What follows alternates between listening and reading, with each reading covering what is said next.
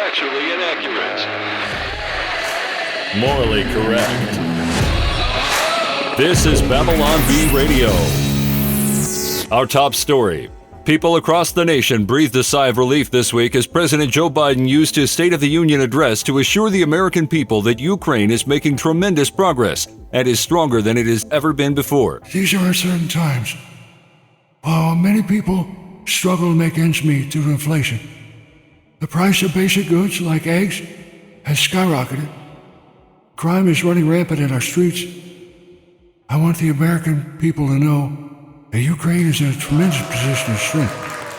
Unicycle. Amidst growing economic instability, public unrest, and controversy surrounding international incidents such as China floating a spy balloon across the country, White House Press Secretary Karine Jean-Pierre says the Biden administration is dedicated to putting Americans' minds at ease by continuing to shuttle tens of billions of taxpayer dollars overseas to keep the Ukrainian government running and fuel its war effort against Russia. President Biden is committed to putting the needs and concerns of American families first. That is why our administration will continue to send our citizens money and billions of dollars worth of advanced military weaponry to Ukraine. According to several sources, CNN has reached out to President Biden for a consultation on how to make up stories and still escape being branded as deceptive. We wanted to learn from the best, said Don Lemon to the 13 viewers of his new morning show. We've reported some false stuff in the past, and it's hurt us, even though those false stories were totally true. We've been mystified as to how Biden seems to be able to tell completely crazy fake stories and get away with it.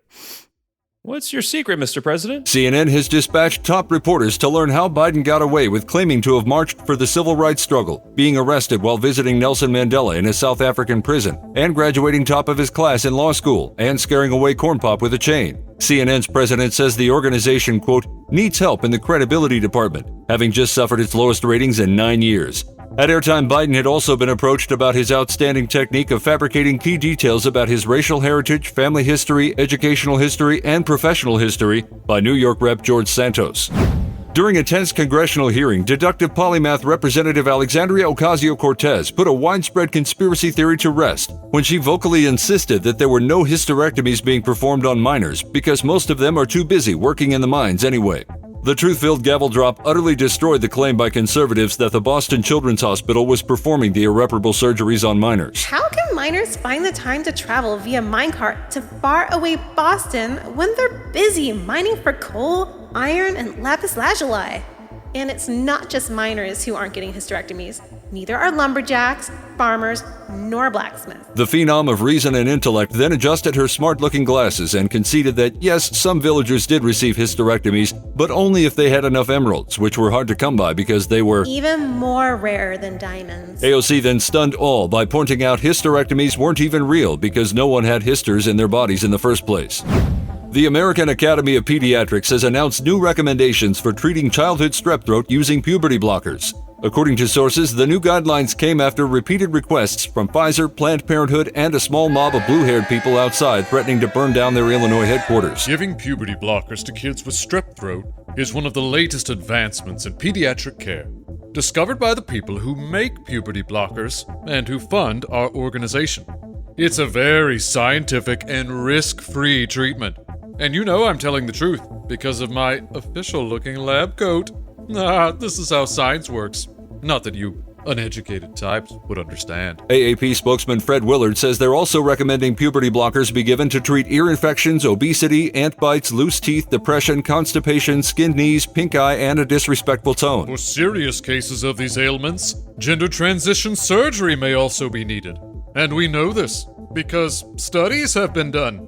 Studies are infallible, especially when they're funded by Pfizer, Planned Parenthood, and the small mob of blue-haired people outside our headquarters. At airtime, the AAP had put a pause on giving new recommendations as a hellish portal in the ground had opened up beneath their HQ and swallowed the entire building. The Japanese Queen of Tidy, Marie Kondo, has announced a brand new Netflix series following the birth of her third child. Whereas her previous show, Tidying Up with Marie Kondo, focused on a minimalist lifestyle by ridding the home of things that no longer spark joy, her new show will focus on her new life with children and is entitled, Aiden, for the love of all that is holy, stop hitting your sister with that frying pan. In this this new show, I will switch my focus from cleanliness to inner peace. Aiden, for Pete's sake, stop hitting your sister!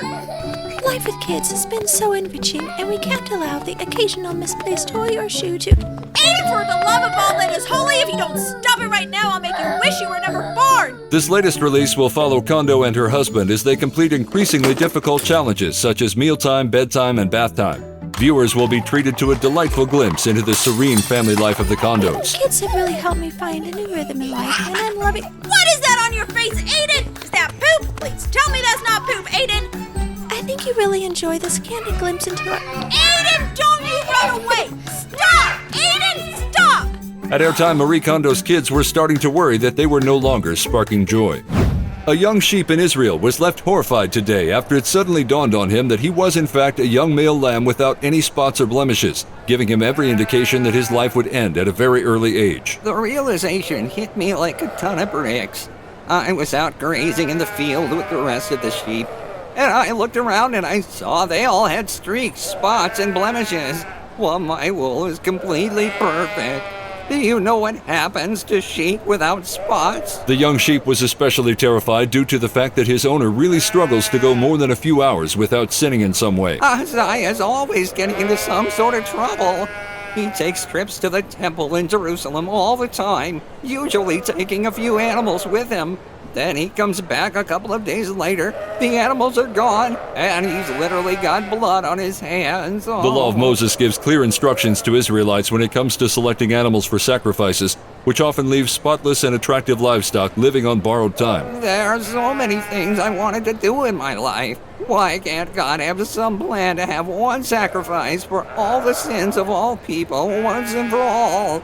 But I know Isaiah's got a big party planned next week, so I already see the writing on the wall. Goodbye, cruel world. At airtime, the lamb was seen desperately attempting to paint spots on itself to avoid what seemed to be an inevitable bloody end. J.D. Butler, local patent lawyer and father of daughters, was seen returning home from Battalion Bazaar Army surplus with a full hazmat suit, a titanium-lined Drain-O-Gorgon, and an unwavering gleam in his eye as he prepared to clean the shower drain. Witnesses report Butler sending his tearful family to the safety of his in-laws before entering the noxious wasteland known to locals as the kids' bathroom. Come on, you filthy carnivorous interloper! Be gone with you! Yelled Butler through the full-body personal protective equipment as he battled to pull the fetid ball of slime, hair, and little elastic bands from its mildew-strewn lair. Is that all you've got? After what seemed like days wrestling the putrid clog, Butler paused and backed away, having felt the hair clog budge. To his alarm, the slurping, pungent obstruction rose from the drain on its own, towering over him in a sickening, monstrous form, and spoke. At long last, I, the Drain-O-Gorgon, am set free. Bolstered by an unbreakable love for his daughters, as well as a desire for them to not have to use his shower, Butler charged, dodging tentacles interwoven with fingernail clippings and hair clips in a fight to contain the swampy form. Battle-worn, bruised, and having filled his hazmat suit with sweat and only a little bit of pee, J.D. Butler overtook the Drain-O-Gorgon and, with an intense feeling of triumph, forced the monster out of the tub and into his paranormal elimination proton pack, which was 50% off at Battalion Bazaar. But as the creature disappeared into permanent confinement, the Drain-O-Gorgon issued a final warning. You will never fully be rid of me, father of daughters. We shall meet again in about 3 months' time. Sooner if you host a sleepover.